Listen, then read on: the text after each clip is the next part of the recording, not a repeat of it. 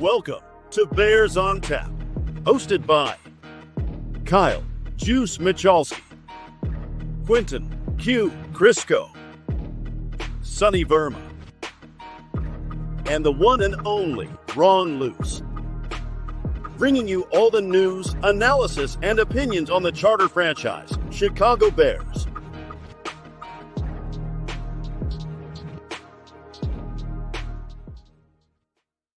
And welcome back to another episode of Bears on Tap. My name is Quentin Crisco, and I am joined by Sonny Verma here today, who will, going forward, be one of our more regular co-hosts on Bears on Tap here. Sonny, how are you doing tonight? I'm doing good. You guys are quick. You already have my name up on the graphic, intro graphic already. Nicely done here at On Tap. Yeah, like you said, I've been a huge fan of On Tap Sports for a while. I've been contributing every now and then with an article or two. And, when I got the opportunity to help out with the Bear side, I jumped at it. So I appreciate this being the first time I'm on. Yeah. So what's your, did you grow up around Chicago? Were you like a lifelong Bears fan, diehard, like all Absolutely. That? Again, I've been on this earth for 40 years, and for 40 years, I haven't lived outside 30 miles of Chicago. So technically, you can make fun of me. I say I'm from Chicago, but I'm one of those suburbanites. But ironically enough, I say that, but I'm actually moving down to Texas in about a month and a half. So that's going to be the first time I don't consider myself a Chicagoan. Favorite Chicago Bears player of all time? Neil Anderson. Ooh, that's a different one. Okay. I respect it. He's the first player I remember, actually. He's the guy who, when I think Bears, me and my dad trying to introduce the sport to me. I thought Neil Anderson was the best running back in the world at that point. Obviously I was 6, 7, 8 years old, so my opinion didn't matter very much. But whenever I see, that name Neil Anderson every now and then, whether it be a football reference or a random tweet, it makes my heart warm up a little bit, just nostalgic reasons. I completely understand that feeling. There are so being a bigger guy and like offensive line was always kind of my thing. And like through like middle school and into high school is like, I was just like John Tate, man. John Tate is the dude. It was like the guy that made like one Pro Bowl. He was a really good tackle, but it was just like in my heart, John Tate is so much better than anyone else believes. But anyway, most of the people watching this have no idea who Neil Anderson is. My guess is, like the folks that watch shows on YouTube, they weren't around for the Neil Anderson days, but that just proves that I'm as old as I claim to be. There you go.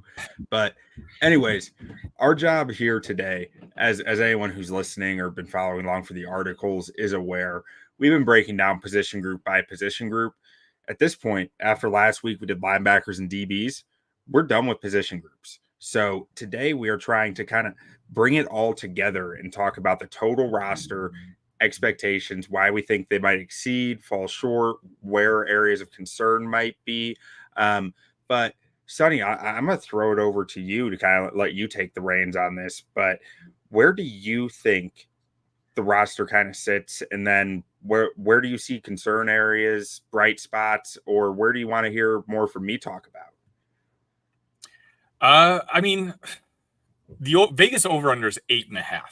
So 8.5 tells you, I feel like Vegas is going to inflate a number just because the Bears have a very strong fan base and a lot of money is always going to come in on the Bears. So in my opinion, Las Vegas is actually lower on the Bears than the general public tends to be, especially in particular Bears fans. You ask the normal meathead Bears fan, hand up, me being one of them, I see 8.5, I'm thinking slam that over. But once I've been listening to your guys' deep dives on the positions. You guys have done a fantastic job. I do think there's a couple holes. I think maybe it probably makes more sense for us to go position by position, and we can probably, pinpoint where the guys might be a little bit weaker than the fans might think. You want to do that? Yeah, that sounds great to me. I think I was a little clunky with my transition there. I kind of got tongue-tied, but we're learning. We're getting better every day. But let's jump into this. I got you. Okay, let's just go ahead and start with quarterback, a position that I don't think you nor I are going to think needs to be upgraded really in any sort of way. Obviously, I don't know what more needs to be said about Caleb Williams. We have, Tyson Bagent as the backup. I don't know where you stand in the line of thinking. Do they need a veteran presence back there, just to kind of mentor the two? I mean, personally, I think the veteran aspect kind of gets overrated sometimes. Like, I do think there's value to that. But at the same time, I think it gets a little blown out of proportion in the aspect of like, I'm just not sure that it gains that much, especially when you're like, if you were talking about maybe adding Drew Lock to the room, right? Because Drew Lock was with Shane Waldron in Seattle, knew his offense, like that could make some sense to me. But once you start talking about like a Ryan Tannehill type or something, I'm kind of like, well, what's the point here? Because he's having to learn the offense just as new as anyone else. Sure. And you're going to be paying him $5 million a year. Tyson Bagent's making like $700K a year. That's, you might say that's not a big difference, but that's half the Bears' remaining salary cap right now. Right? I mean, so I think the veteran aspect gets a little blown out of proportion sometimes. I do think there are benefits to it, but when you're talking about the number one overall pick, I'm not sure it's that big of a deal. Yeah, I'm with you. This is Caleb's job.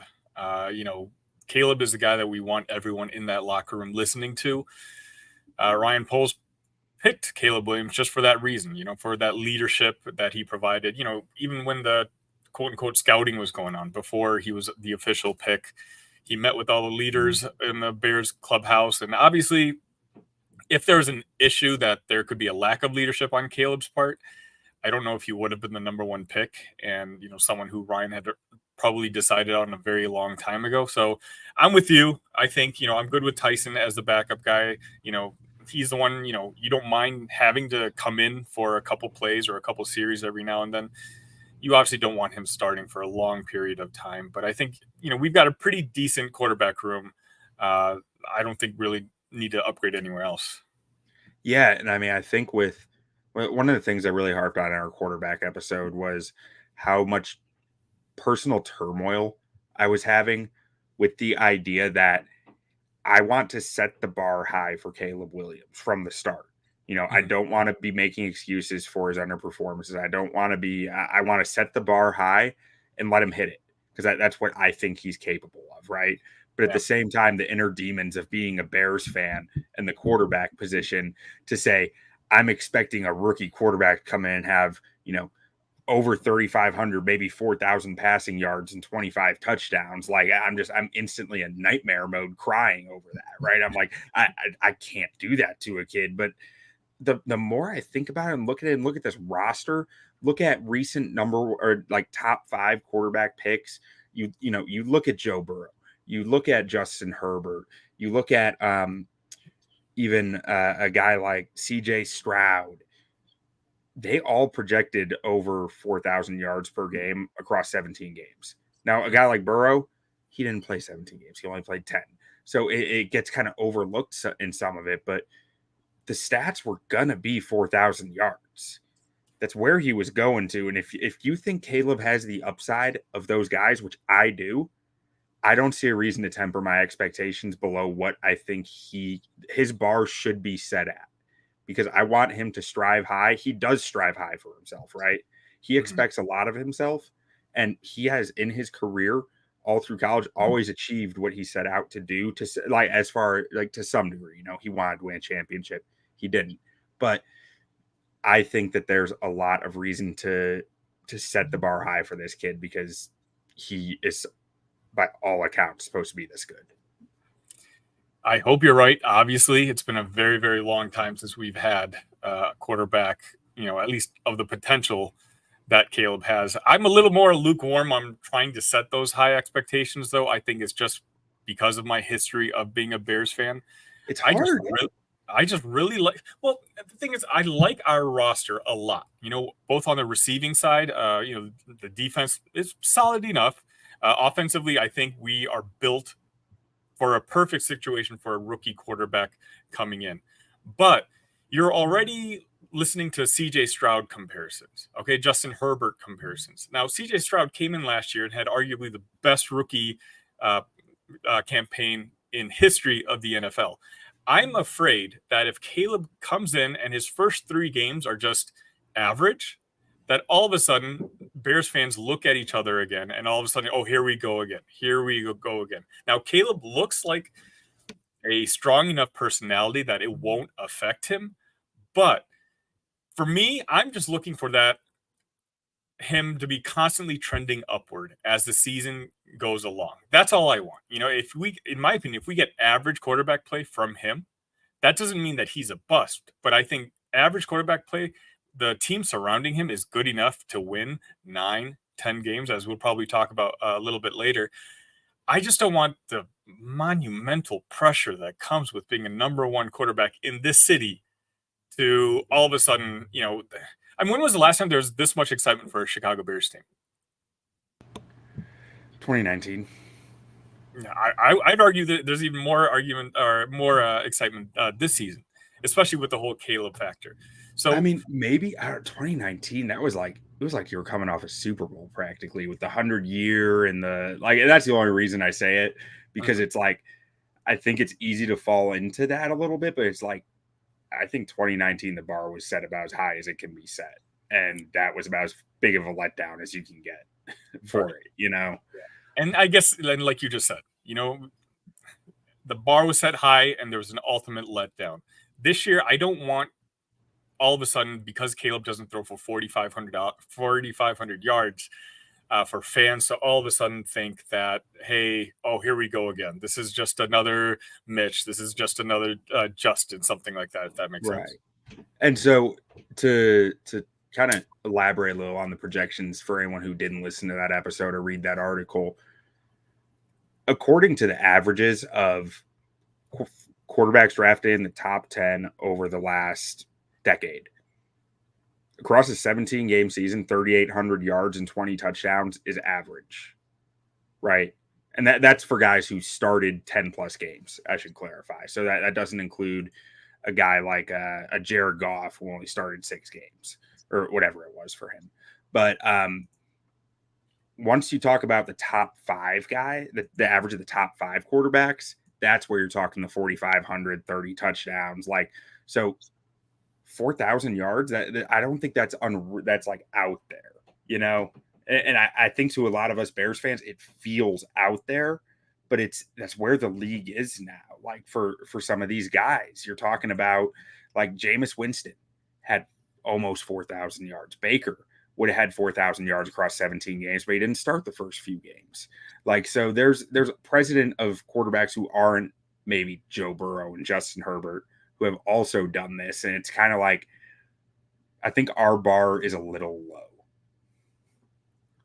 Yeah. I mean, you're making complete sense. For me, though, it's just, if Caleb has 220 yards in the first game, but the Bears win, 260 yards in the second game, but, we're performing well, the defense is stepping up. And I just don't want any sort of whispers to all of a sudden show up just because Caleb is not hitting. Again, what you're saying is reasonable. I get what you're saying, is hitting that 4,000 yard mark. But, even just earlier this week, you still hear the CJ Stroud comparisons. Mm-hmm. And again, it just needs to be reminded that the season that Stroud had was historical. That shouldn't be the baseline of what we're looking for Caleb to do this upcoming year. CJ Stroud had a game where he was 10 of 23 for 91 yards and lost 6-30 to the New York Giants last year. A rookie's a rookie. They're going to have those games, right? So I think you're 100% right on that. A couple games can't mean the world. And that's even to think about Justin Fields' second year. You remember how ugly that started before it all kind of started working? And not to say that Fields is an outstanding example of success or anything, but the world might not necessarily be burning down if there's a rough few games, right? There's all Fields got an MVP vote by the end of the year, even though he was awful in those first 4 games of that season. So there's always ups and downs to a season. Sometimes it's the first 4 games, sometimes it's a middle 4 games, sometimes some random 4 games, but they will be there, especially for a rookie. Mm-hmm. All right, let's move on to a different position group. Let's just talk about the guys that Caleb Williams is going to be handing the ball off to. Obviously, DeAndre Swift, the one of the major signings that we had in this offseason. Khalil Herbert, backup, Roshan Johnson entering his second year. What do you think of the running backs room? So I think there's some interesting stuff here with the Swift signing. Like it was unexpected for me. Mhm. I was expecting to maybe draft a running back in the middle rounds and just kind of leave it at that. But they went and paid, I think it was $8 million AAV to this guy, DeAndre Swift, former Detroit Lion. You know, last year was with the Eagles, went off for the Eagles and earned himself a payday. I think he's an ideal inside zone runner, which kind of matches what we see on tape from Waldron last year. He ran a lot of inside zone with the Seahawks, but I think he's springy enough. He's explosive enough. You can use him in an outside zone scheme and maybe even some gap stuff. I'm not sure that he's going to be your big home run hitter because his breakaway speed is probably a little less or a little more underwhelming compared to a guy like Khalil Herbert, who I think will be more featured on gap runs where you're saying, okay, we're trying to blow a hole open and let you go 60 yards to the house. Like, I think that's Khalil Herbert's role. I think Swift is more your every down back, your passing down back, your guy who can play on neutral downs and really get that play action going with the inside zone, outside zone flow that comes off play action. And really, I think getting into the running backs, I went into like this deep rabbit hole of like, what is Shane Waldron's offense? Mm-hmm. And I came away from like these 3 days in a cave of trying to figure it out, of saying, I have no freaking idea. Like, which I think is a good thing, because I think like at one point I was like, okay, he likes spam inside zone. He likes to keep it easy. Then I was like, well, wait, week 1 last year, first, half, they're running a lot of gap concepts. They didn't run a lot of gap concepts the rest of the year, but week 1, when he had all his offensive linemen and he had his ideal expectation of what his offense would be, he was running a lot of gap stuff, which makes me think, okay, so all this stuff went wrong on Seattle's O-line last year, but this guy wants to run some gap, feature some gap stuff and try to break stuff open big. So that's where I think Khalil Herbert really comes into all this. And it's where I think this O-line can be really interesting too. Not to go off running backs too quickly, but a lot of this O-line is returning. Like, it's really only the center who wasn't here last year. And Getsy he ran a lot of gap stuff last year.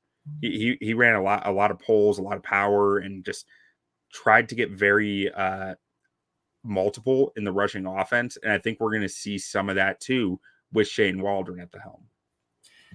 Just going back to running backs, did you see the Adam Johns report that potentially Khalil Herbert might be on the chop block? Really? I did not see that. Yeah, that surprised me a little bit. Just because the Bears might be counting on the emergence of Roshan, giving him a bigger role in his second year. I thought that was interesting. I'm with you. I actually like the dynamic of Swift and Herbert. I think it's going to balance each other out pretty well. I also don't know if you saw, ESPN had an article where they rated the offseason grades. They gave all the teams an offseason grade, and they gave the Bears, I believe, a B+. And they said the only reason it wasn't an A was because of that Swift signing. So that's a move that's, I think, going to be closely like magnified by polls, because it's really one of the first moves that he's made that a lot of people weren't just immediately jumping behind cheering for. Like as you said, it kind of surprised us too. It was a move like, oh, wait, where'd that come from? So, but as you said, we'll kind of see what kind of fit he is with that whole Waldron offense. But you talked about the offensive line, so let's just kind of go there, because I think arguably this could be one of the most important units that we have on whether we hit the over 8.5 or not. Well, what are your thoughts there? Yeah, I mean, so I just want to get one thing. I'm going to push back a little bit on that ESPN article saying that Swift is why they're a lower grade, because at the time of the signing, I would have agreed. Mm-hmm. But then, Saquon got $12.5 million a year. Josh Jacobs got 12 a year. Derrick Henry got 8. Tony Pollard got 7. Aaron Jones got 7 at 30 years old. I mean, so $8 million for Swift started to feel a lot better. And you even see Ramondre Stevenson just got $9 million a year from the Patriots. Like, so I kind of understand the running back market kind of blew up because it was a weak draft for running backs, I think. And I think that is kind of getting overlooked in that grade. But on the offensive line, I think there's a lot to like here. I really do. I mean, I do have to say, though, going back, I just started watching the Bears offense again this week for the first time in probably a month or two. And I was watching it just they did some pretty good stuff with run blocking at times, but Justin Fields did do a lot for that rushing offense. Like he opened a lot of things, and that's going to be gone. So it'll be interesting to see how that transition goes away from having such a run centric quarterback and really putting more of that weight on the O line, which I think could be a good thing and a bad thing sometimes. Like more predictable in ways and more able to scheme, especially with gap concepts, really able to scheme that stuff up more specifically, you know, not with not having the options on every play where it's like the offensive line needs to block this way and that way, and whichever one goes, they better have it blocked up. You can really just say it's easier to hide a guy when you're not having that optionality, right? Sure. It's easier to say, okay, well, we're just not depending on him in the run game as much because we know exactly where the football's going, right? Or exactly, you know, what direction. We just need to open one hole if it's a zone concept. But with going like across the position groups, like Braxton Jones, I feel like he's fine. You know, it could be upgraded. It could be worse. I like him as a run blocker. I have some questions about him in pass pro. I just wish that he used his hands earlier in the rep more often, especially considering the length that he has. He lets guys get into his chest too often for how long he is. I wish he was more proactive with it, but that's something that can grow. I'm not sure you can fix his anchor issues. What can you fix? Those proactive hands. You go flip on Trent Williams tape, you don't see an awesome anchor. See a guy who's awesome with his hands who does not let the defender win first contact because his hands are that good. So not that I think Braxton Jones is going to be Trent Williams ever, but it's the same kind of physical profile though. Or not same, but similar, where he needs to learn how to win proactively. And, you know, if he can start doing that, I think he has more of a future at the position long term. If not, you drafted Karan Amagaji for a reason, I assume. Tevin Jenkins got to stay healthy. Yep. I'm convinced this guy was a top 5 offensive guard in the NFL last year when he was on the field. Mm-hmm. Problem is, he only played half the games, right? Like, I mean, it's hard to make an all-pro team when you're not on the field. It's hard to convince a team to give you a new contract when you're not on the field. Ding, ding. It's new contract time. I think he's going to stay healthy all season. I think he's going to be awesome all season because dude's got to get paid, right? Yeah. His back's all messed up already. He needs a big paycheck to make it worth his while. I think he's probably doing everything in his power to stay on the field. Not that he wasn't in previous seasons, but it's funny how in contract years, guys tend to stay healthier. It's just a bit more at stake. At center, it's really interesting. I have Coleman Shelton here in the graphic with Ryan Bates question mark above him. I saw that. Because I think Coleman Shelton should be your starting center based on everything I've seen. Now, there's not a lot to see from Ryan Bates, right? So I could just be wrong. He's only played 2 games at center.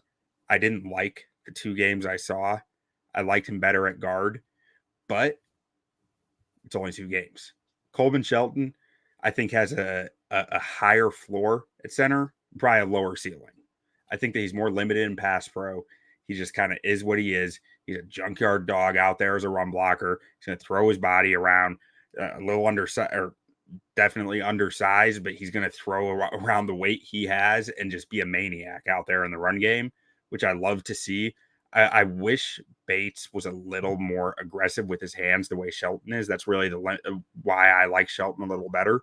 But ultimately, I think for the most part, these 2 guys are pretty interchangeable as far as who's the better player.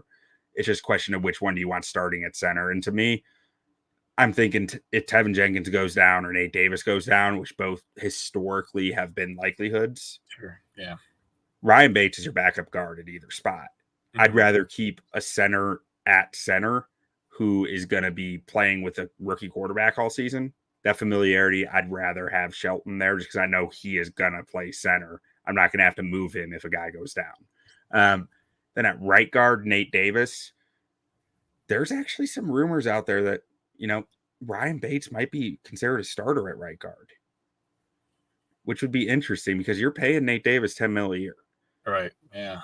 Personally, I look at last year for Davis, and I'm not in the building. I can't know this stuff, but just from a human nature aspect, I'm like, man, the guy lost his mom. He's what, 26, 27 years old, lost his mom last year. That's going to mess with anyone in their workplace. It's going to mess with anyone in their daily routines and their season, throwing a high ankle sprain on top of it that you're dealing with. And just, I'm expecting the guy to bounce back this year. I really am. He was a quality offensive guard in Tennessee, probably one of the better run blockers in the league at guard. Pass protection is always going to be a bit of an issue for him, but the run blocking, you expect to make up for it. I think he's going to be bounce back to a more normal season for him this year. And also, if even aside from the off the field stuff and the injury stuff, this is essentially a contract year for Nate Davis. He's going to get cut if he doesn't perform. Yeah. Right. The Bears have like his contract's in a spot where after this season they can move on from him. If they do that, he's at an age, I think 28, where it's going to be awful hard to play on a 1-year contract and then get another big payday. If he's going to get cut, he needs to be able to prove to teams, hey, I'm worth a multi-year deal for real money. Like, so again, that motivating factor of like, there's money on the table. I think Nate Davis is going to show up. And then Darnell Wright, I can't speak highly enough about what I saw from him last year. He's, guy played 4 games with one arm tied behind his back. He was blocking Max Crosby with one arm. Not always pretty, often not pretty, right. But he got the job done when he seemed to be faced with impossible circumstances. And that's offensive line, man, just finding a way to get it done. So I am very high on Darnell Wright. I think he has a very bright future for the Bears. Yeah, I think Darnell Wright is, how do I word it? Maybe the key to this offensive line. I think Darnell Wright is capable of making this offensive line above average to good, especially if he's able to really make a leap this upcoming season. I think that'll kind of bode well because we know the receivers are there. We believe that the quarterback is there. I think we got one of the more talented running back rooms in the NFL. We're just counting on that offensive line. If the offensive line, there, as you said, there's some question marks there where we're just trying to figure out if the right fits are there in place. But I think if Wright can, shore up that right tackle spot, I think that'll be just a huge boon to both Waldron, Caleb, and just the rest of the offensive, team in general, and just trying to, elevate, talking about Caleb getting to 4,000 yards. I think, Wright's performance this upcoming season will have a lot to do with that. Yeah. Our friend Matt Watley in the comments agrees, saying Wright's a beast, and Poles made the right choice. All right. Now let's talk about the last position group, obviously the wide receiver group. I can't imagine you're going to say we need to upgrade anywhere over there. No, I mean, there's really not a lot to say here other than it's exciting. And part of the reason I have the bar set high for Caleb is that I am not sure I've ever seen a rookie quarterback with this much talent on the roster, like, or at least not this highly touted of a rookie with this much talent at pass catcher and a sufficient O-line. The circumstances are just there for him to succeed. We were talking DJ Moore, who had 1,400 yards last year. Keenan Allen had 1,500 yards 2 years ago, I believe. And then Rome Odunze was a top 10 pick, one of the top receivers in the class. Like, there's so much to like with these weapons. You throw in a Cole Kmet at tight end even. I mean, there is a lot of reason to think the Bears are going to score a lot of points this year, even if it's not a historic pace or anything. With a rookie quarterback, we do need to temper it a little, but I just don't see what exactly goes wrong outside of injury. Knock on wood. That's it. I mean, that's right there. That's the key right there. Yeah. I guess we don't have to spend too much time on the wide receiver room. I doubt there's many teams out there who can really compete 1, 2, 3 the way we can. But, just like the Bears had Dunze as their number 2 on their draft board, so did I. I loved everything about him. Obviously, Q, the audience may not, but, I have a Big Ten show on YouTube where I do focus a lot on watching Big Ten players. And through that, I always had my eye on Washington, knowing that they were going to eventually join the conference. And every time I watched him play, I knew I wanted him as a Bear. For him to, all of a sudden fall to the number 9 spot, the only person probably happier than I was Poles himself. Yeah, he was pretty thrilled in that draft video of like I didn't even have to trade up to get him. Like, yeah, Right. He was tempted. Okay, the last position group, the tight ends. I'll just chime in real quick. I think, the signing of what's his name? Gerald Everett was a huge benefit to Cole Kmet, because Cole Kmet was a warrior last year, and he's a guy who I want to see in a Bears uniform for the next 6-7 years. And I just don't know if the workload we asked him to perform last year was really fair to him. I think Everett is the right type of guy to kind of give Kmet a breather. Obviously Mercedes Lewis, he's there for, leadership and whatnot, but he's 40 years old. He's not going to be able to make the defense worried in any sort of sense or give Cole Kmet a break. So that Gerald Everett signing was one of my favorite ones of the offseason. Yeah, no, I mean, if I'm being honest, I think the Gerald Everett signing and the Keenan Allen trade are strong signs that the Bears did not expect Rome Odunze to be there at 9. Mm-hmm. Like, I think they were saying, and even that the Keenan Allen trade is pretty unexpected, even. Like, that kind of fell into their laps, I feel like. So to me, the Gerald Everett signing more than anything was them saying, we have no idea if any of these 3 receivers are going to be there at 9. This free agent market's dried out to start with. We need to get someone who can catch some passes. Gerald Everett can do that. We know Shane Waldron can run a lot of 12 if we need him to. That sounds like something that can work if none of this other stuff falls into place. And then, lo and behold, the Keenan Allen signing works out. Rome Odunze falls to you, and you just have this wealth of assets at pass catcher that is just this offense can be so multiple with this tight end room included. Like, what they can do in 11, 12, 13 personnel, they can match any defense anytime for whatever they want to do. It's really exciting. Mm-hmm. All right, let's switch over to the defensive side. Where should we start? Let's just go ahead and start. Let's stay in the trenches. Let's talk that defensive line, because in my opinion, this is where we find out whether we're an 9-win team over the Vegas standard, or we hit the under. There's just not enough depth for me. We're counting on a lot of things to go right, in particular with Dexter. I want to be confident. I want to be excited. And for the most part, I am. But more so because I truly believe the other 2 units on the defensive side are really, really strong. And again, the defensive line, you have Sweat. And then what else you got? Q, you tell me. Yeah, I mean, you'll be hard pressed to find someone who is a bigger Javon Dexter fan than I am. I loved him since I turned on his Florida tape last year, and I was one of the only guys who was pounding the table for him in the draft community of like, it's all fixable. It was I felt crazy, but that being said, he is still raw. There is still a lot for him to figure out, and there's a lot of expectation being put on his shoulders. He might be able to carry it, but generally you wouldn't want to rely on that, right? Which is concerning when you really only have 3 NFL defensive tackles on your entire roster, right? Between Billings, Dexter, and Pickens. And Pickens being a guy who, too, very similar to Dexter in that, he showed less as a rookie, I thought. I think that he has some more higher floor, I guess would be a way to put it. His hand usage is fairly advanced. Like, he does a really good job of with that length. He has long arms for a defensive tackle. He pairs that with good, quick hands that get into blockers quickly.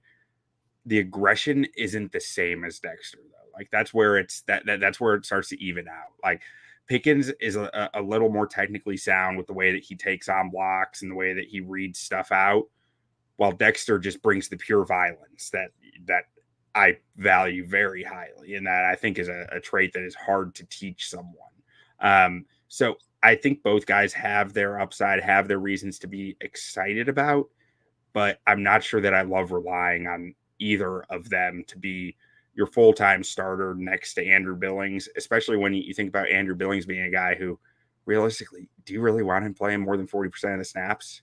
You know, I think he's only listed at 310, but I think it's safe to say he's probably about 340, 350 out there.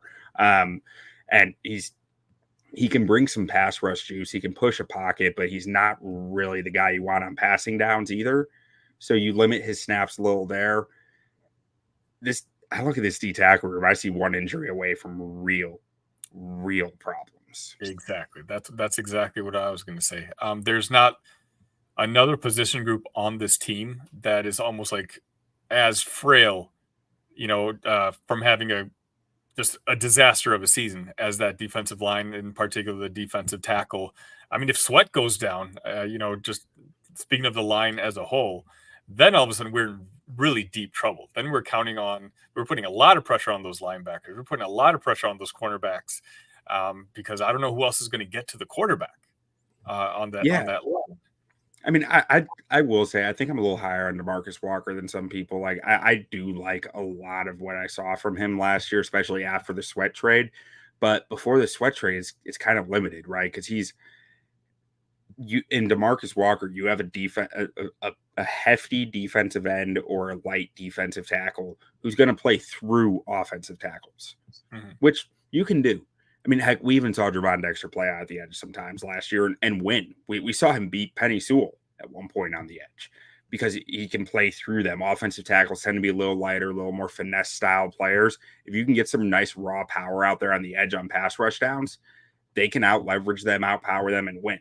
But it's not as consistent a winner. It's not a fast winner, right? It takes time to do that. It's not the same as a guy who can bend around the edge and just get there, a guy who can make up, half a foot of ground because he has freakishly long arms like Montez Sweat. But these guys are aliens on the edge. So outside of Sweat there and DeMarcus Walker, you got Jacob Martin, who I like as a pass rusher. He's a pass rush specialist, a guy who he probably only played like 20% of snaps last year for the Jets, I believe. But in the year before that, he was in Houston. But he can't really play rundowns. That's the thing with him. He's like 240 pounds, looks a little lighter than that, if I'm being honest, on tape. He's got some good bend, but I'm not sure you want to ask him to play anything outside of the tackle or inside of the tackle, like head on the tackle or in, which means that he's a wide nine guy only. That becomes a big liability against the run. Like if you're playing wide nine, you got to take the nickel off the field on running downs. If you're playing with a wide nine technique, you got to take the nickel off the field and bring Jack Sanborn in to fill that lane because Jacob Martin ain't doing it. And then all of a sudden you run into all sorts of matchup issues out there.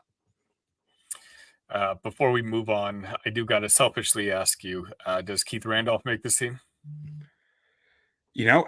If they can't find someone to pick up, someone who gets released by another team at defensive tackle, I think he has to.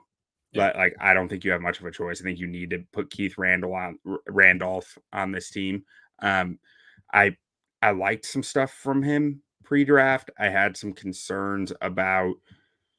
I always felt like I wanted to see a little more playing next to Johnny Newton because Newton was getting so much attention, but there was some stuff to like. So some of that body pliability, some of the flexibility he showed out there, and some of his ability to kind of two gap at the college level. I don't think he'll be two gapping at the NFL level, but he did show some good awareness, some good reads at the D tackle spot that you do like to see, and seems like a smart football player out there.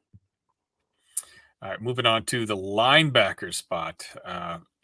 I've watched these shows previously, and I think you and I are both big fans of TJ Edwards. And so, I still can't believe some people still think he's like an up-and-comer type of guy, like, a breakout player this year. I'm like, did you guys not watch him last year? Like, he broke out.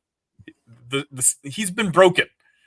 And so, beyond that, feel free. What else do you think of that room? I mean, I think it might be the most talented, like the most proven talent room on this defense. On the team, it's probably second after wide receiver, just because it's hard to fight with DJ Moore and Keenan Allen. But I mean, you're right. TJ, he broke out last year, if not the year before that in Philly. You know, Yeah. I mean, he's flown under the radar 2 straight years. I wrote in my article today. I think TJ Edwards was the best player on the Bears defense last year. He was just, and granted that kind of throws some positional aspects out of it, some like, role or some assignment aspects out of it, because he has helped in his assignments some in coverage, and he's not asked to cover deep middle the way Tremaine Edmonds is. So it's like looking at their PFF coverage grades, you're kind of looking at two different things a lot of the time. But what he did within what he was asked to do blew me away, man. Like, he was everywhere on the football field. Felt like at all times he was making plays all over the place, finding the football, moving like a maniac out there. I said on last week's show, I feel like you can tell that TJ Edwards grew up watching Brian Urlacher by the way he plays, because he there's something about the way he moves, the way he runs, the way he reads things that just really reminds me of Urlacher. And the athleticism will never be near the same level, but the way that he kind of attacks the game, I feel like I see a lot of resemblance there. Now, Edmonds is a touchy subject because, his PFF grades, not great. His even his coverage stats leave you wanting more. His run defense stats are always going to leave you wanting more. I think he's not a guy who's gonna fill the run lane, stack and shed a blocker, and make a tackle. That's Jack Sanborn. That's TJ Edwards. That's what those guys do. Edmonds, I believe, was brought to Chicago to play in this defense for a very specific reason. And that is freaky length, freaky speed in the deep middle. Like, he might allow a completion in the deep middle. A lot of linebackers will. But you know what? His length and his speed allows him to chase it down for a few yards less than what a normal linebacker would. You get a few of those a game. He might get to the sideline for a run stop a yard or two before some other linebackers might. Again, another yard or two a game. Every extra yard you can pinch out of these linebackers, that's an extra play, an extra possession, an extra chance to take the football away. I think that's something that Matt Eberflus highly, highly values. That on top of having a linebacker with that type of range in that deep middle spot, that takes a lot of pressures off your corners and safeties to be able to attack smaller zones and focus on smaller areas of the field to take the football away. You need that Mike linebacker in this defense to be a true just center fielder almost in that deep middle, which deep middle is, it's more intermediate middle, right? It's 10 to 20 yards downfield. It's not like you're talking about a cover 3 where you have 3 deep.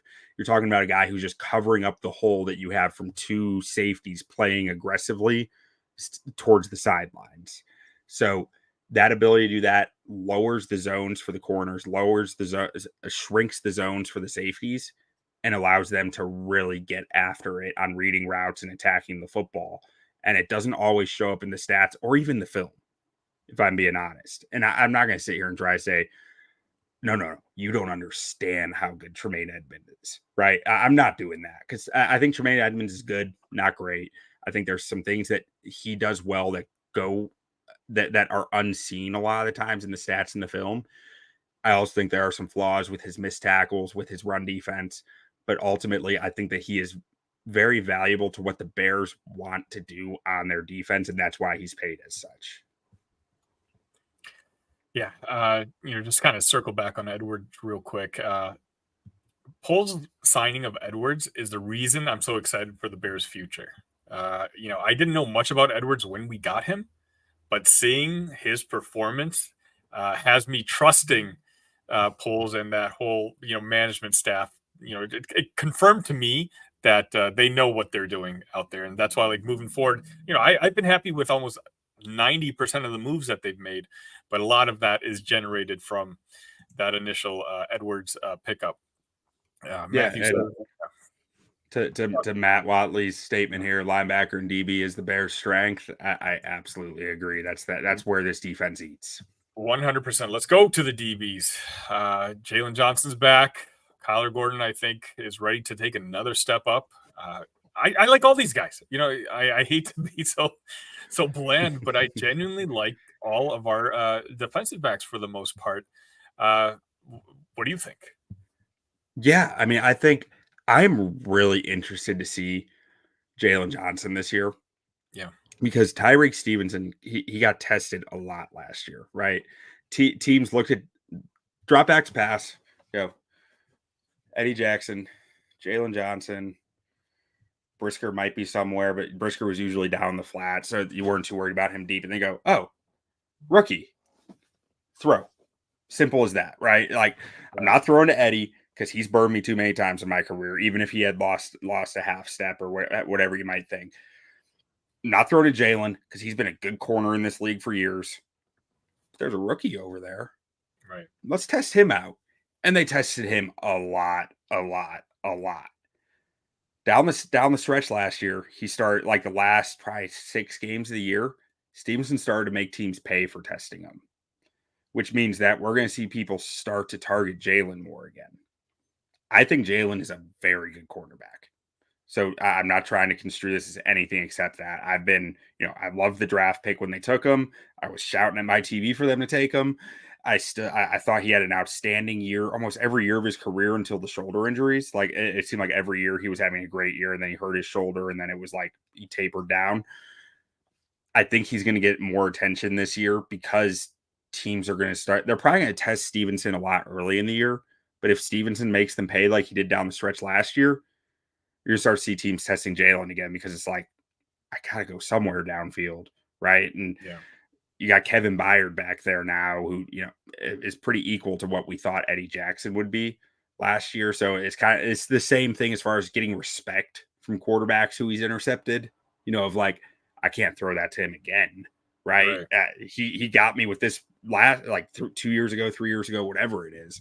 I think we could see Kyler Gordon tested a fair amount in the slot too. But that'll be interesting, actually, because if I were an offensive coordinator looking at this defense, I'd be wanting to go heavy and say, let's make sure their defensive tackles can stuff this up.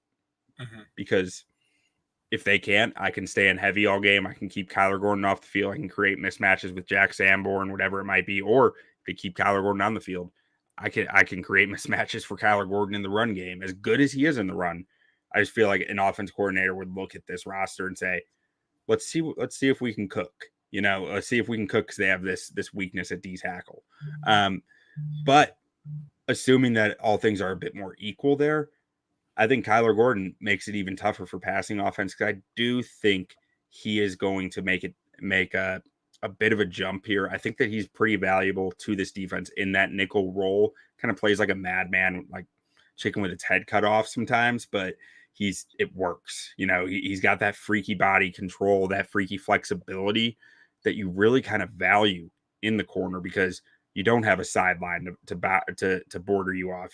So you're not playing one side. If you're playing inside leverage on the outside, you're only playing one side, right? Sure. Or even if you're playing outside leverage, again, you're only playing inside.